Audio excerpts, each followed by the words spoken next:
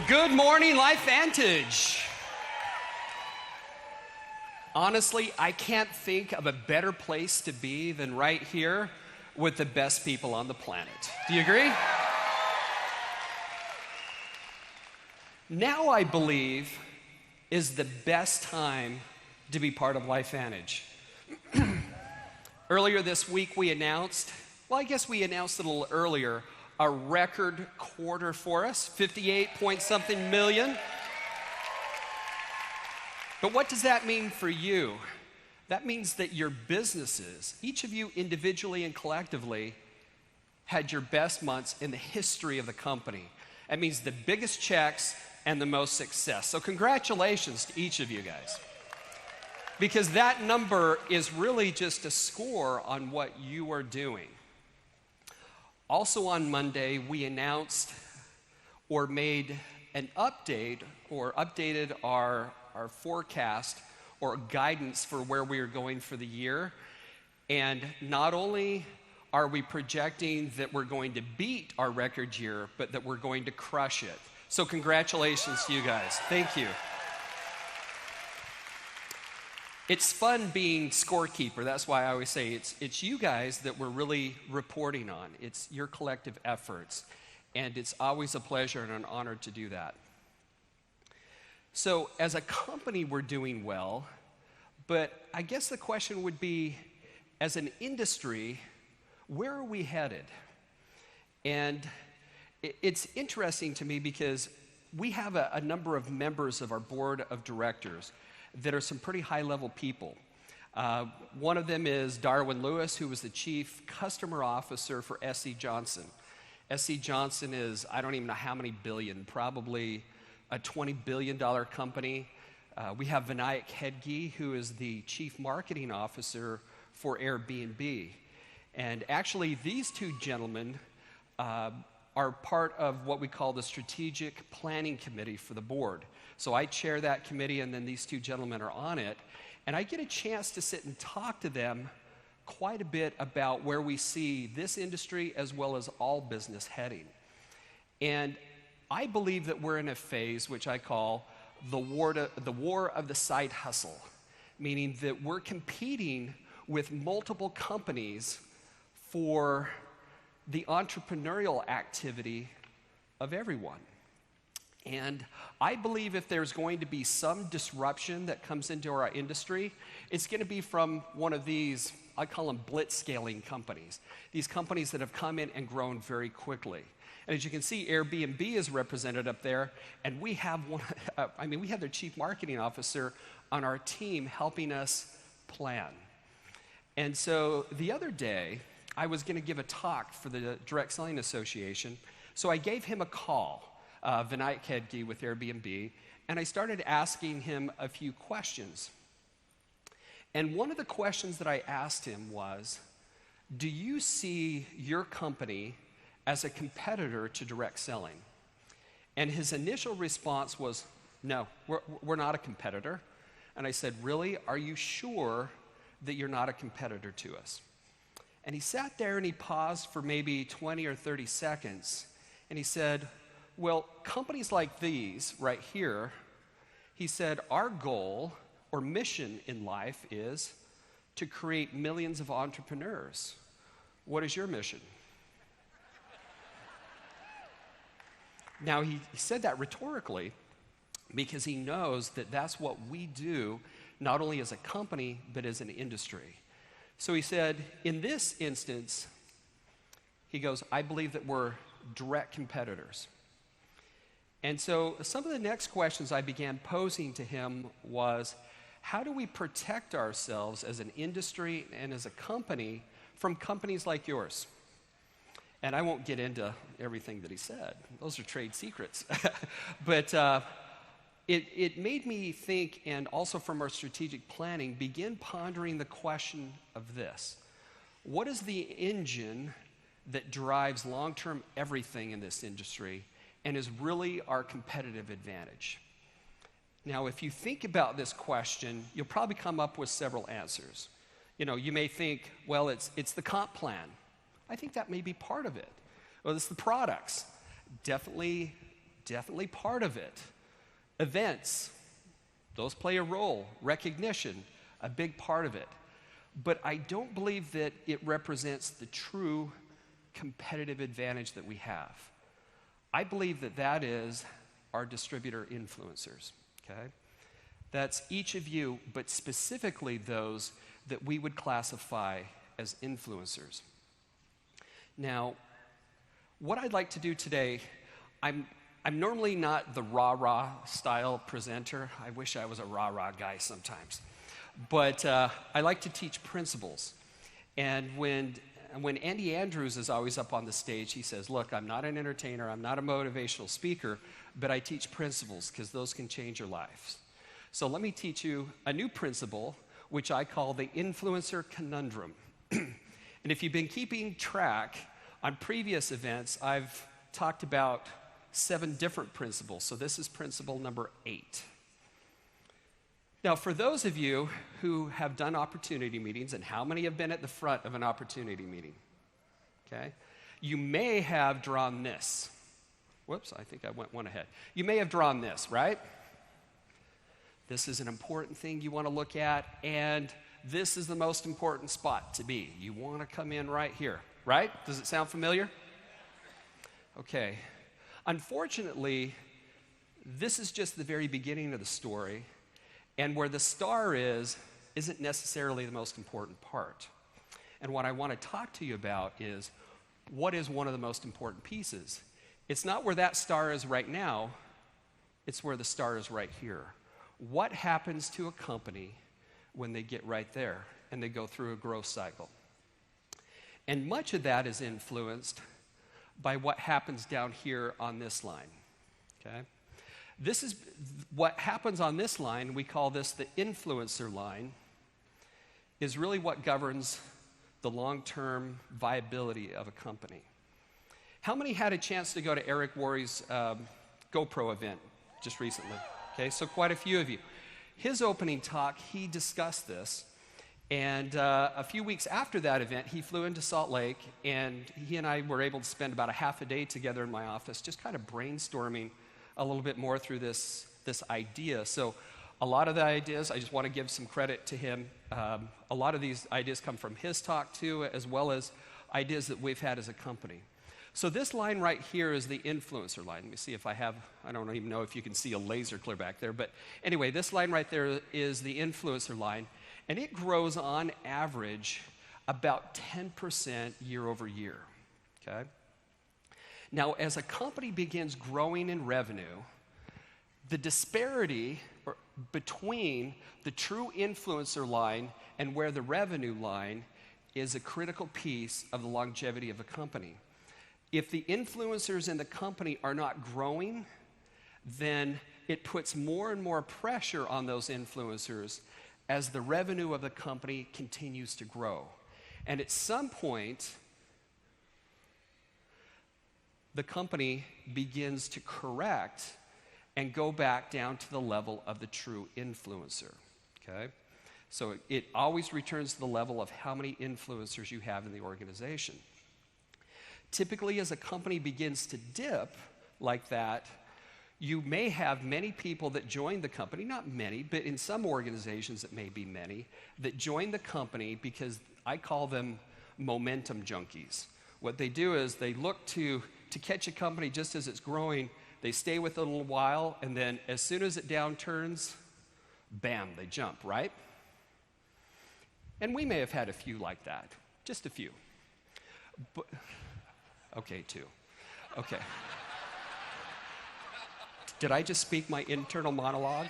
I didn't mean to do that. Okay, but for a company this size, that's not bad.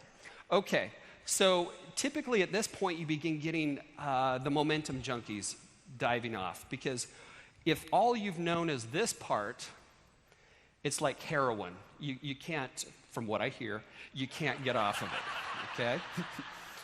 Just saying.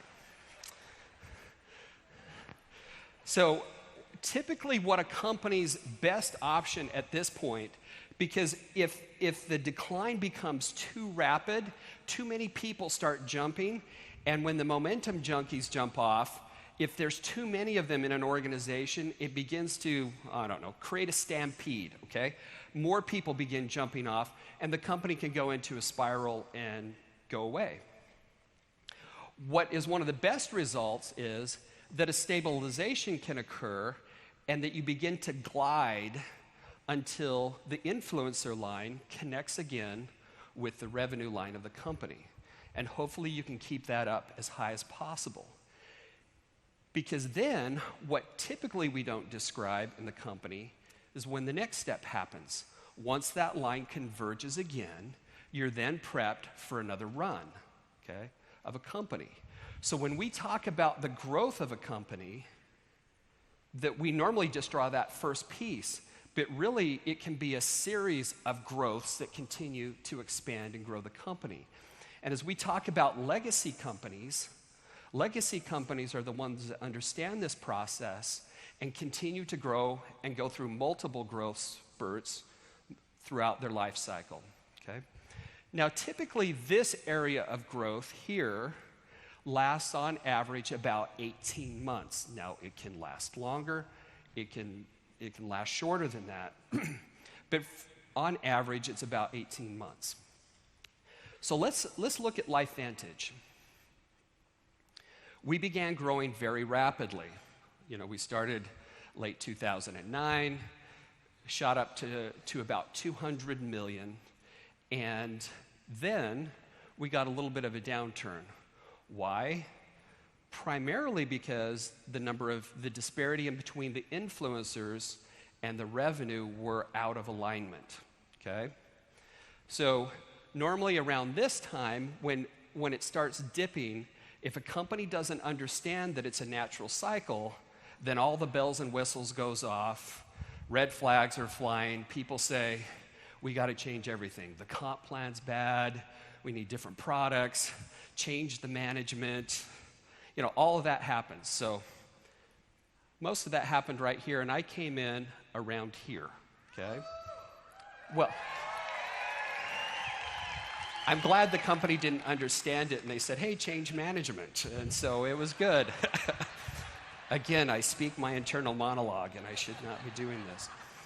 Okay, so my goal was to bring more of a stabilization plan to the company and to create a glide, okay? One of the good things about Lifevantage is that we have incredible products, and we have an incredible number of people on subscription, which creates stability. We have wonderful leaders that typically, many of you have never been in network marketing before, so you didn't even know what a momentum junkie was, okay? So you weren't jumping off. You guys stayed and created a nice glide, and what we were trying to do from a corporate level and a leadership level was to bring in more influencers so that we could change the pitch right here of the number of influencers so that it would connect with the revenue line as quickly as possible. So basically, we did that, and then we ramped it up even more with a red carpet program to even bring in more influencers. And now I would say we're probably, well, if this is the highest we got, then we're probably right up over here is where we're projecting, okay? That's where we're at. So this is where we're at on our process for Lifevantage. But as you can see, it's a series of these lines and waves that go up and down. And this is just probably one of many. So part of why I'm explaining this process to you is that who knows, in 2 years or wherever, we may get another flattening. And it's important that you understand that back here so that you don't get alarmed here and that you begin focusing on this line here, okay? So what is the goal of us at Lifevantage as leaders, as corporate? Our goal right now in this phase is to develop as many influencers in our business as possible, because typically that line, I said, grows at about 10%. You can artificially boost that to a higher percentage through different programs, both external as well as developing more internal leaders. Because if we can make that pitch steeper, that means that we can grow your businesses longer and bigger before the disparity in between those two lines gets out of whack. Does that make sense? Okay, so that's our goal right now. Okay. Now, why is it important to have influencers in your business? And let me put this into dollar terms. I'll define an influencer here in a minute, but typically, as a rule of thumb, if you can get 25 influencers, true influencers in your business, it'll generate a 7-figure income, okay? So that's the goal for us, get 25 influencers in each of your businesses. To do that, we really need to become an influencer-producing juggernaut, okay? Now, you may ask yourselves, are influencers born? I mean, do I have to go out and seek them? Or are they nurtured? And I would have to say that for the most part, they're nurtured. There may be some that are born, just, natural influencers. But for the most part, you can create influencers. So what is an influencer? What are the characteristics of an influencer?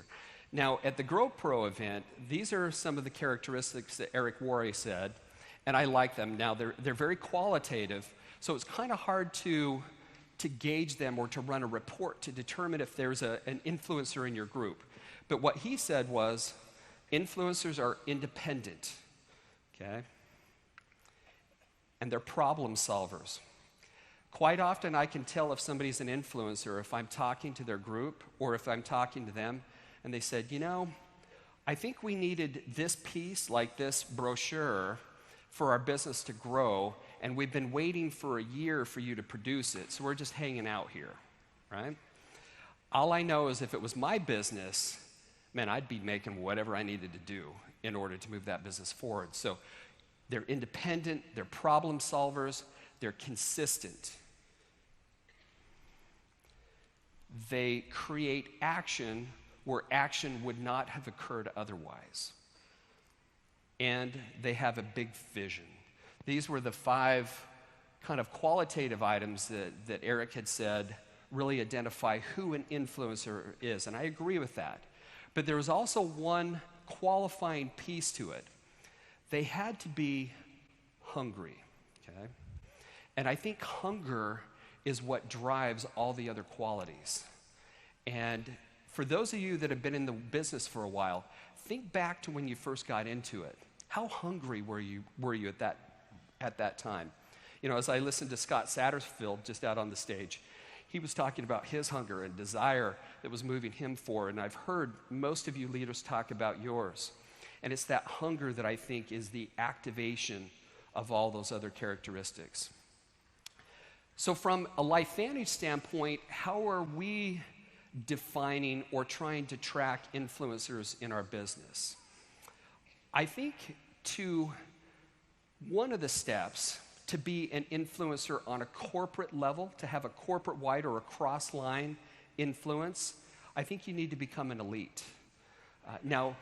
So we've got a lot of elites here in the business, but I think you can be an influencer in your own organization at a lower level.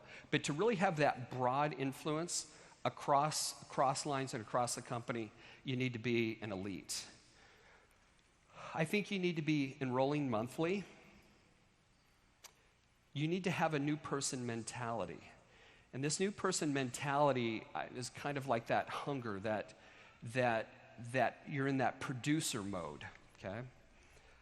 I think you need to be an expert at building Pro 3s in your organization. You need to be able to create and follow systems. So if your organization has a system, follow it, okay? If your organization doesn't have a system, then you need to create one, okay? I think you need to be consistently rank advancing. Now, this isn't meaning that you have to be jumping every month. Heavens no.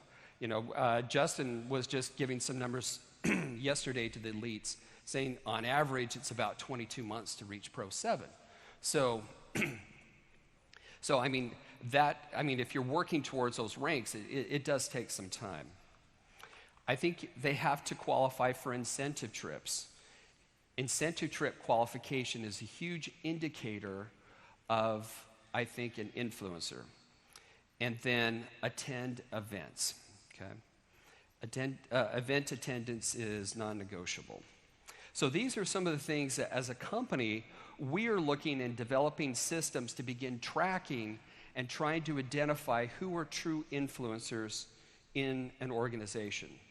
So as you think about the 5 that Eric gave of the characteristics and these, I think you need to pose to yourself the question, am I an influencer? And do I possess the characteristics that have been described? Okay. Was that Bert? If it was, you're loud, Bert. But, oh no, that was Bert over there. I recognize that voice. Okay.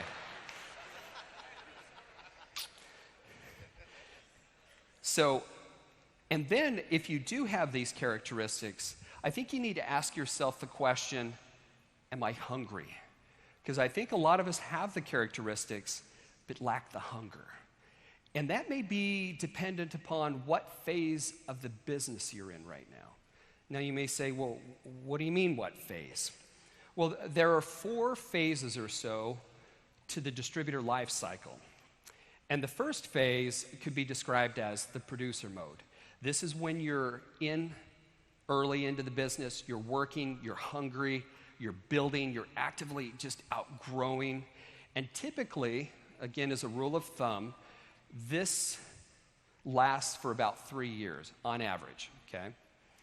Then many people, now part of this is out of necessity, as their group grows, moves to manager mode. Now, I'm not saying you have to always stay in manager mode, but sometimes there's a balance in between producing and managing as your organization gets longer, as it gets bigger. Then, I believe, the third phase, and each one of these is one step removed from the producer phase, is the overseer, okay? You don't want to become the overseer of the managers of the producers, okay? Because it's just another phase away. And never, under any circumstances, do you want to become stage 4, which is the dreaded galactic overlord phase, okay? Then you're the overlord of the overseers, of the managers, of the producers, okay? Now, one thing that I always hear Marcel Niederhauser say, and I've been in a lot of meetings with him, when people say, well, I'm having a hard time with this or that, or my business is slowing down, he always says, well, go out and bring in 5 people. And it seems like an easy response, bring in 5. And what I think he's trying to say is, get out of galactic overlord and move into producer mode again, right? Because that's really what it is. Go out and bring in new people. That's the answer to many things, okay? So what I need you to ask yourself is, okay, so who on my team has these characteristics? Because again, they're very important because it can determine where your entire organization goes. And how can I identify them? Okay, so who on my team, and I want you to think about this, who on your team truly are influencers? And I need you to be honest with yourself because that's the first step. How many influencers do you truly have in your organization? And are they balanced? Are they all on one leg? Or are they kind of spread out?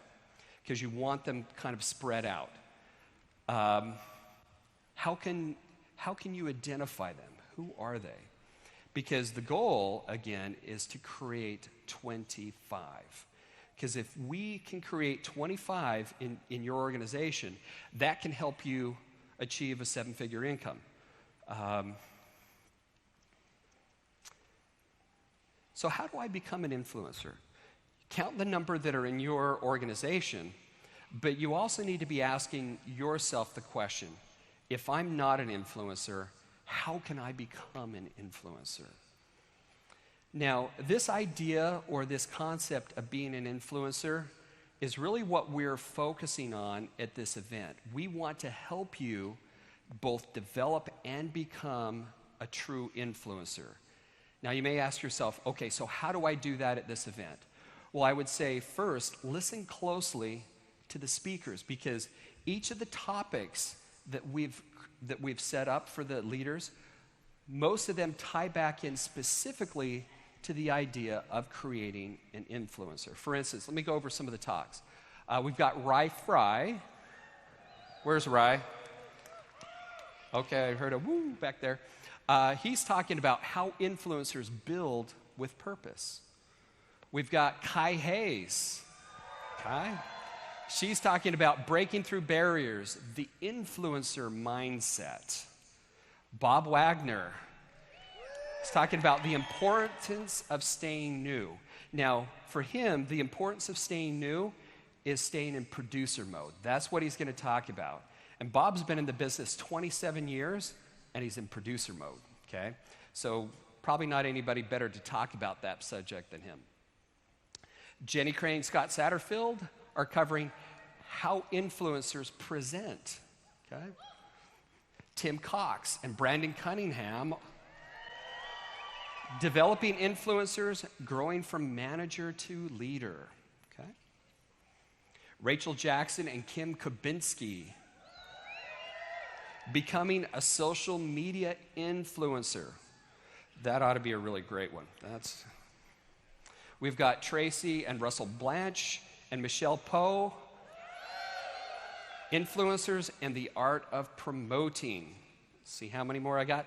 Cassie Teal and Fred Graves, launching your business as an influencer. Are you getting the pattern here? A lot of influencers here. Brian and Holly Highfield and Everett Schilling. And by the way, when Everett gets up on stage, you're going to think, who is that guy? He's lost a ton of weight. Congratulations, Everett. Back to the basics, creating and following systems, very important. So, developing influencers, that is the key, because we want that line, again, that influencer line, as steep as possible, and we want it growing as long as possible so that we can keep the revenue, which is really the amount of volume going through the system, going as long and as high as possible. Because unfortunately in this industry, too many people simply survive. And our goal is that we want you to thrive, okay? And it's really a blessing to me and all of our corporate staff to be your business partners on your road to success and helping you thrive. So thank you very much and enjoy the rest of the event. Thank you.